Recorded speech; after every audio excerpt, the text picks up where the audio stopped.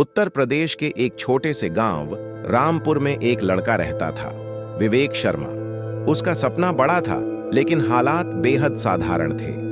उसके पिता खेतों में मजदूरी करते थे और माँ गांव की महिलाओं के कपड़े सिलकर कुछ पैसा जोड़ती थीं। एक छोटा सा घर, टूटी छत और किताबों के लिए तरसता एक छात्र, यही थी विवेक की दुनिया। पर विवेक अलग था। जब बच्चे क्रिकेट खेलते थे, वह लाइब्रेरी के बाहर बैठकर पुरानी किताबें पढ़ता था। उसके कमरे की दीवारों पर ना कोई पोस्टर था, ना कोई घड़ी, सिर्फ एक पुराना अखबार चिपका था जिसमें लिखा था, विवेक ने इंटरमीडिएट में टॉप किया, लेकिन जब उसने आईआईटी की कोचिंग के लिए अपने पिता से बात की तो जवाब मिला, बेटा, हमारे बस में नहीं है ये सब, पढ़ ले जो हो सके, फिर कहीं नौकरी पकड़ ले।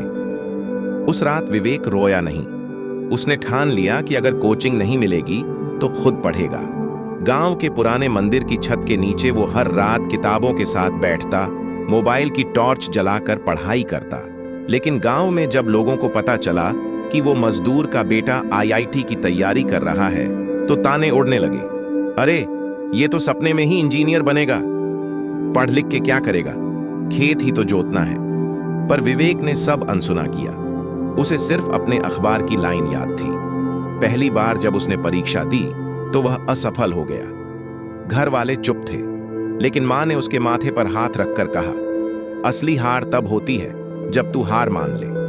विवेक ने फिर कोशिश की। इस बार एक पुराने मोबाइल में वीडियो देख कर, नोट्स बनाकर, खुद से मॉक टेस्ट दे देकर। एक दिन गांव में बिजली चली गई और बारिश शुरू हो गई। किताबें भीग गईं, दीवारें टपकने लगीं, लेकिन विवेक ने मोमबत्ती जलाकर भी पढ़ना नहीं छोड़ा। अगली सुबह जब रिजल्ट आया, विवेक ने आईआईटी बॉम्बे में मैकेनिकल इंजीनियरिंग में एडमिशन पा लिया था। पूरा गांव हैरान था। जो लोग ताने देते थे अब बधाई देने आ रहे थे। लेकिन विवेक जानता था कि यह तो शुरुआत है। आईआईटी में उसका पहला दिन था। बड़े बड़े शहरों के बच्चे, महंगे लैपटॉप, फर्राटेदार इंग्लिश। विवेक फिर से चुप हो गया। उसे लगने लगा कि शायद वो यहाँ का नहीं है। लेकिन फिर उसे अपनी माँ की बात याद आई, जहाँ जड़ें मजबूत होती हैं, वहाँ पेड़ किसी भी मिट्टी में खड़ा हो जाता है। आईआईटी में रहना आसान नहीं था। पैसे की कमी, इंग्लिश में क्लासेस और आत्मविश्वास की कमी, सब कुछ एक साथ सामने आया। उसने कैंपस में काम ढूंढा, लाइब्रेरी में असिस्टेंट बना, लैपटॉप सेकंड हैंड खरीदा और इंग्लिश पर काम शुरू किया। दिन में क्लास, रात में काम और बीच में किताबें। एक बार कॉलेज में एक टेक फेस्ट हुआ, जहां रोबोटिक्स कंपटीशन थी।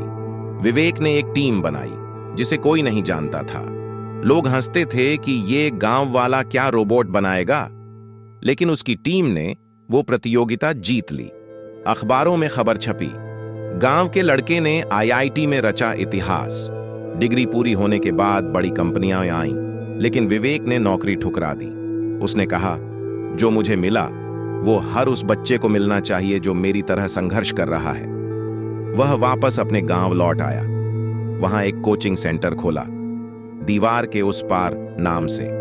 हर बच्चा जिसने सपने देखे थे लेकिन पैसे नहीं थे, अब वहां पढ़ सकता था, फ्री में। आज 4 साल बाद उसके सेंटर से 300 से ज्यादा बच्चे आईआईटी, एनईईटी, यूपीएसएससी में जा चुके हैं। और विवेक खुद एक प्रेरणा बन चुका है।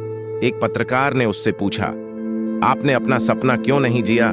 बड़ी कंपनी, बड़ी सैलरी।